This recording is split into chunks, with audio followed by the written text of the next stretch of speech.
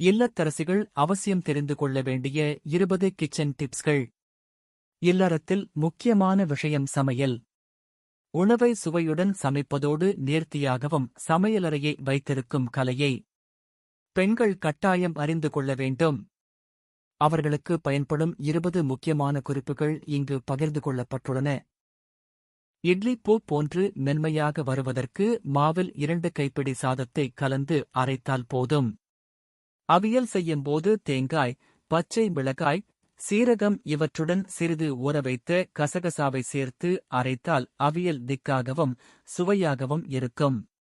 ரவா தோசை செய்யும் போது 2 தேக்கரண்டி கடலை மாவு சேர்த்து செய்தால் தோசை நன்கு சிவந்து மொறுமொறுவென சுவையாக இருக்கும். அவலப்புமா செய்யும்போது பயத்தம் பருப்பை நெத்துப் பதமாக வேக வைத்து சேர்த்து கலந்து செய்ய சுவை அதிகமாக இருக்கும். பாயாசத்தில் திராட்சைக்கு பதிலாக பேரிச்சம் பழத்தை பொடியாக நறுக்கி நெய்யில் பொரித்து போட்டால் சுவையாக இருக்கும். வாழைத்தண்டு கூட்டு பொரியல் செய்யும் போது அத்துடன் சிறிது முருங்கை கீரையையும் சேர்த்து செய்தால் சுவையும் மணமும் பிரமாதமாக இருக்கும்.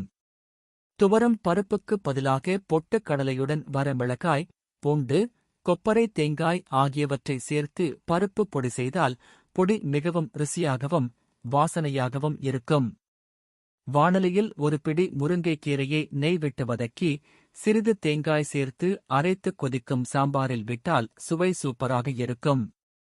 தோசை மாவு, பொங்கல் போன்றவற்றில் சீரகத்தை கைகளால் சிறிது தேய்த்து போட்டால் சுவையுடன் மணமாகவும் இருக்கும்.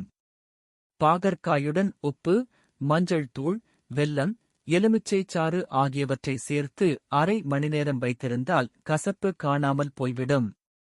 இட்லி பொடி தயாரிக்கும் போது ஒரு தேக்கரண்டி மல்லியை வறுத்து மற்ற சாமான்களுடன் பொடி செய்தால் இட்லி பொடி வாசனையாக இருக்கும். உருளைக்கிழங்கு வேக வைக்கும்போது அவை வெந்ததும் வெடிக்காமல் இருக்க சிறிது உப்பையும் சேர்த்து வேக வைக்க வேண்டும். இதனால் உருளைக்கிழங்கு வெடிக்காமல் நல்ல பதத்துடன் இருக்கும். தக்காளி குருமா செய்யும்போது சிறிது வெங்காயத்தை பச்சையாக அரைத்து ஊற்றவும். குருமா வாசனையுடன் சுவையாக இருக்கும்.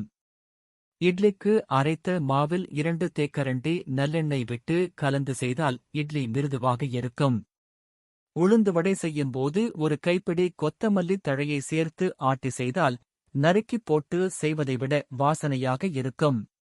முதல் நாள் வாங்கிய கீரையை மறுநாள் பயன்படுத்தும்போது கீரையின் வேர்ப்பகுதி தண்ணீரில் இருக்குமாறு வைத்திருந்தால் கீரை மறுநாள் வரை வாடாமல் இருக்கும். தயிர் பச்சடி நீர்த்து போய்விட்டால் அதனுடன் சிறிது நிலக்கடலையை வறுத்து பொடியாக அரைத்துச் சேர்த்தால் பச்சடி கெட்டியாகிவிடும்.